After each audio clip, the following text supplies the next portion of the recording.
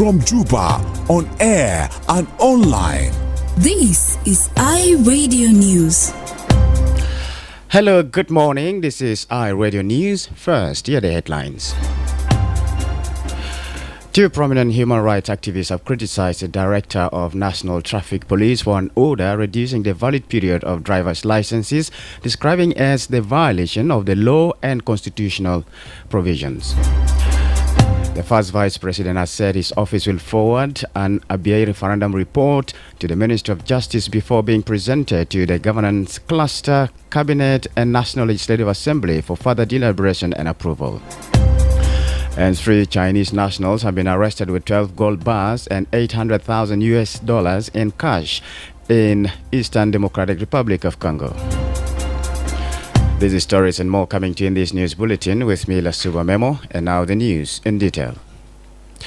Two prominent human rights activists have criticized the Director of National Traffic Police for an order reducing the valid period of driver's licenses, describing it as a violation of the law and constitutional provisions.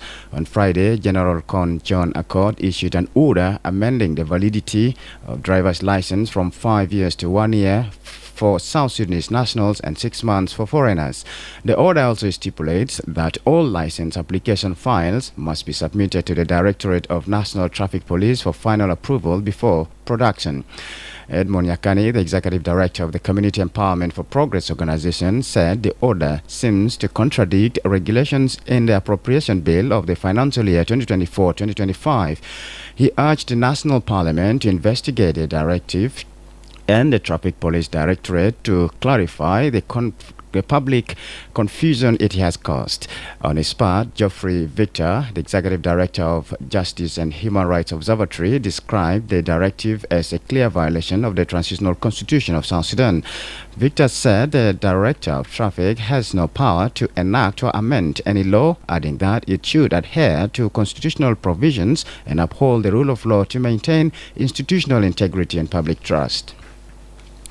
The first Vice President has said his office will forward an ABA referendum report to the Ministry of Justice before being presented to the Governance Cluster, Cabinet and the National Legislative Assembly for further deliberation.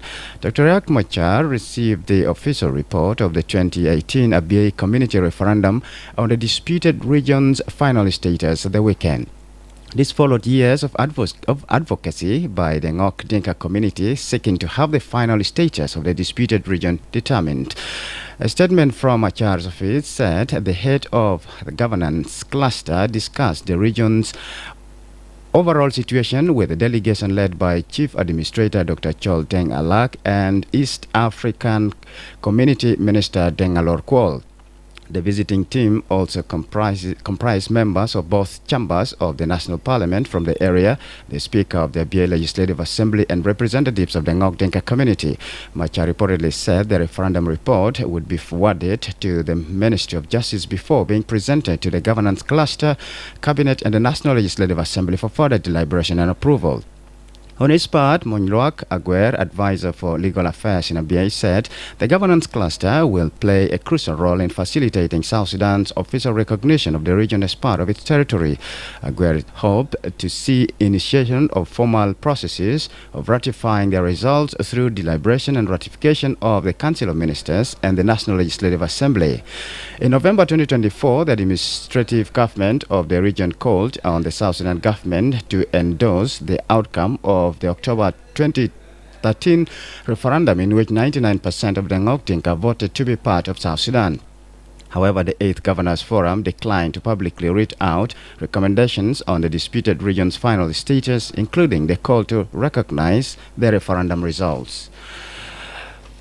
The Islamic Council in South Sudan, in collaboration with the Ministry of Humanitarian Affairs, has distributed 35 tons of food items to 700 vulnerable individuals in Juba over the weekend. This is according to Secretary General of the South Sudan Islamic Council, Sheikh Dr. Abdallah Baraj Ral. The Secretary General said the beneficiaries include the elderly, widows, children, and people with special needs. Dr. Baraj said the aid, which included wheat flour, rice, and oil, was distributed regardless of the religion or community of the beneficiaries. He urged South Sudanese citizens to focus on agriculture as a means to combat famine and reduce dependency on aid. He also called on the government to establish lasting peace in the country to address the root causes of food insecurity.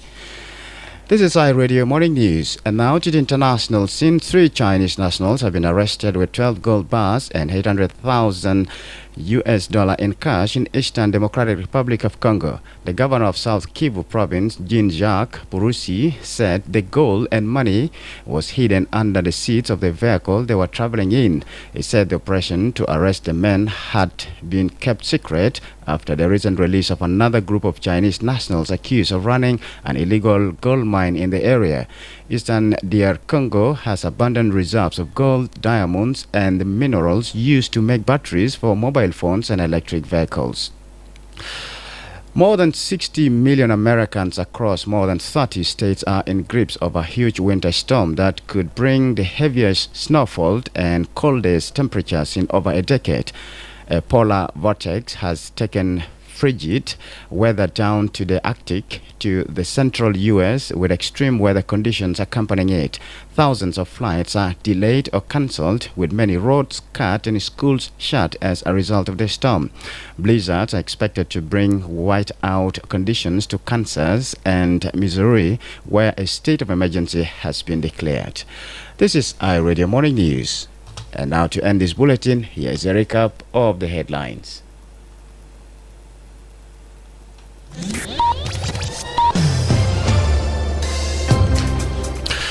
Two prominent human rights activists have criticized the Director of National Traffic Police for an order reducing the valid period of driver's licenses, describing it as a violation of the law and constitutional provisions.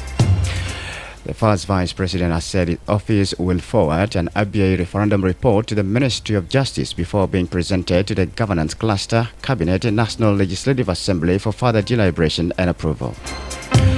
And 3 Chinese nationals have been arrested with 12 gold bars and $800,000 in cash in Eastern Democratic Republic of Congo. That's the end of iRadio Morning News. If there is a story or an event you'd like iRadio to cover or report about, please send us a text message at +211